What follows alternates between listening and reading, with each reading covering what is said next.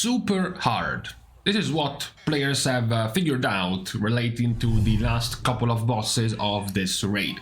We are just at the beginning of our fourth reset of Season 3, so we have gone through 3 full weeks of this raid of Amirdrassil, and a couple of things have come up to be quite the interesting situation for the last couple of bosses of this raid. Now, at first glance, the situation is very similar to the previous raid, to Aberus. This is the kills of Sarkaret in Heroic after just a little over 3 weeks in the season, 3.8 thousand.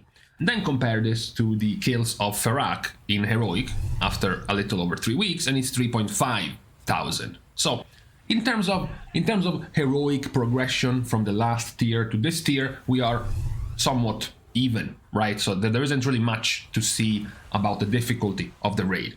Things get interesting once you move from Heroic to Mythic, because, for example, Neltharion in Aberus, which was considered a pretty tough boss by itself, even if we exclude the shenanigans about the Wikoras required for the boss, a little over 3 weeks in, the kills of Neltharion in Mythic were 111. Compare this to the second to last boss of Amirdrassil, and a little over 3 weeks in, we have 18 kills of the boss instead of 111.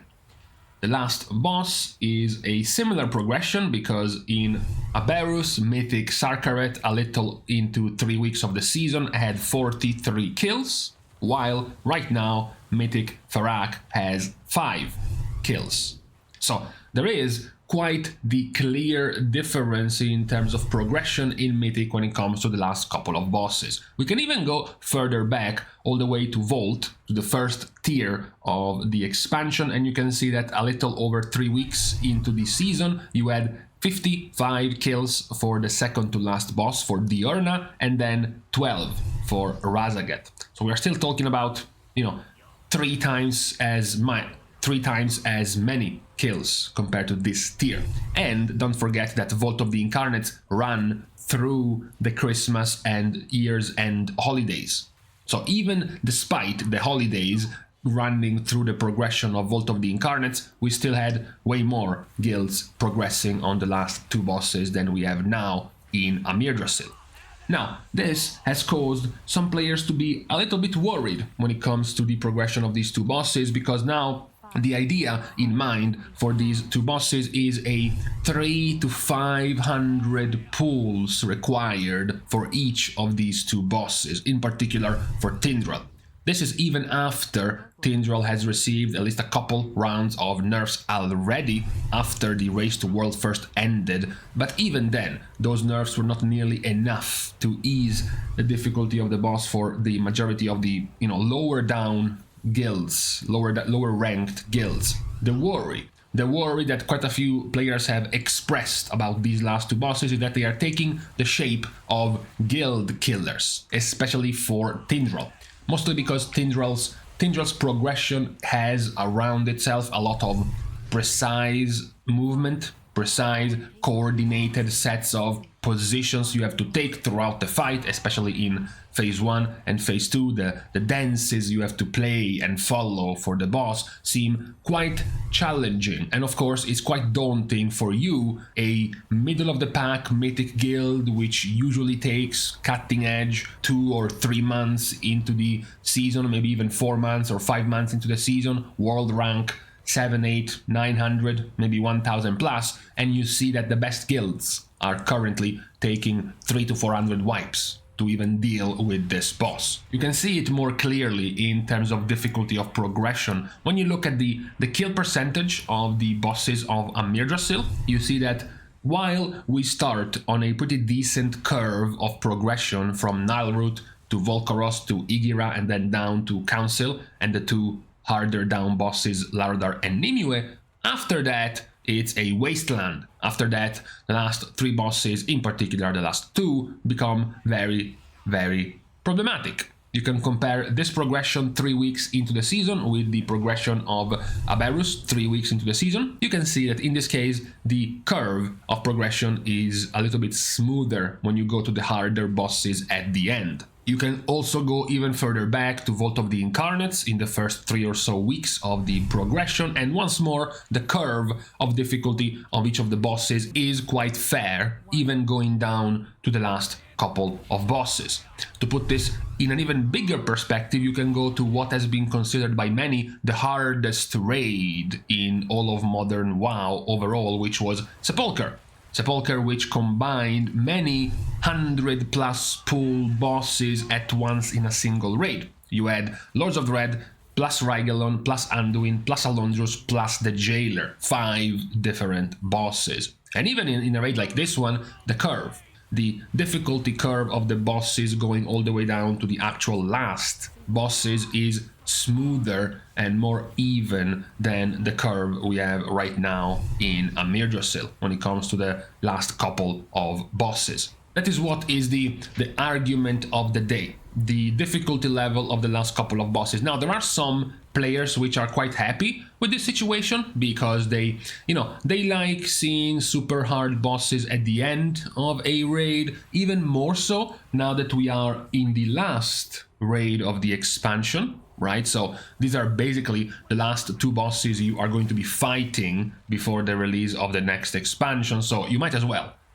make them some 300-400 long pulls in terms of progression, since you don't get anything else after these 2 bosses. Others are still concerned about the mental health of the players who will have to go through these bosses. We have seen before multiple bosses being considered guild killers based on the difficulty of progression of those bosses, having to wipe 100, 200, 300 times on the same boss. This might be okay, it might be acceptable for the hardcore guilds and the hardcore players who are easily willing to put themselves through a progression like that, but what about as you start going into guilds ranked 2, 250, 3, 4, 5 or 600 ranking in terms of progression, when they will have to go through these bosses? How will that feel for that level of a guild to put so much time, so many wipes into a boss like this one? Now, of course, we do have a couple of things that can smoothen this issue when it comes to the difficulty of the last 2 bosses.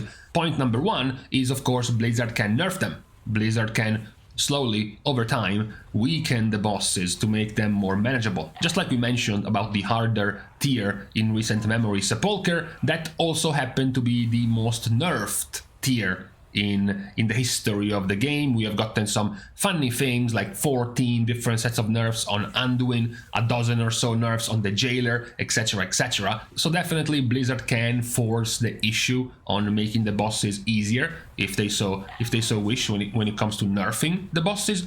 The other thing, of course, is the gear. Don't forget we increased the max item level in this season by 13 item levels, and the majority of the guilds got to progress these bosses in 479 to 481 item level, when the average max item level of the season will be 487, 488. So many players still have 7 to 8 item levels in terms of power that they can gain, as well as the helmet enchant. The gated helmet enchant, which will become available next reset, which should also be somewhere in the realm of 3 to 5% more damage for all of the DPS players. So in this sense, we do have some tools to make us stronger over time and therefore make the bosses weaker. But you know, many of the problems of these bosses, in particular Tindral, are about coordination, are about planning, about careful movement and planned movement around the fight. It's essentially a very careful dance you have to go through. So doing 5% more damage when you cannot do the dance, you are just gonna die. Doing more damage is not really gonna save you on a fight like that one.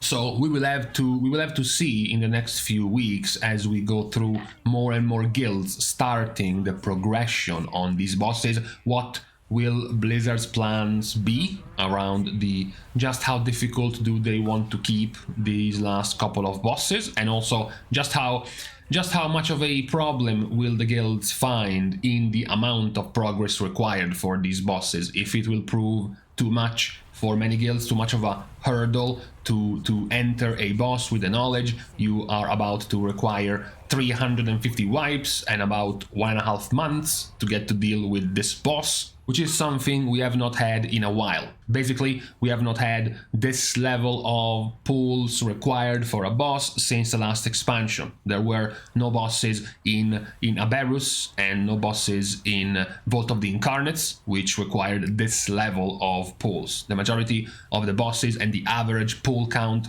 even of the harder bosses like Echo of Neltarion, like Sarkaret, like Razaget, like Diurna, even like Rashok, the average pulls were in the 90 to 110 range. While right now the average pull count for the guilds going through Tindral and Fyrakk is in the 350 range. So we will see, of course, how this will progress over time, if Blizzard will do anything to smoothen this difficulty curve on the last couple of bosses, as well as how much and how badly will this impact guilds trying to progress through these bosses, and whether or not they will be burned out in the difficulty level of the bosses. I will leave you, of course, to your own conclusions about this, even if you are not raiding in Mythic, or even if you are raiding in Mythic but you are still a few weeks away from even encountering Mythic Tindral, for example. It is still something that you will eventually have to deal with as well.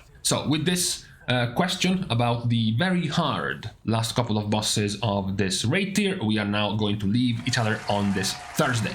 Thanks, of course, as usual, to all of the Patreon supporters for the contribution and the help to the growth of the channel, which can, as usual, still be given completely for free. You can like and comment down below, as well as subscribe to the channel itself. With these things out of the way, thank you guys again for watching. See you guys tomorrow, and in the meantime, I was so sick the last couple of days. Trembling, cold, headache, weakness. Oh, now it's over.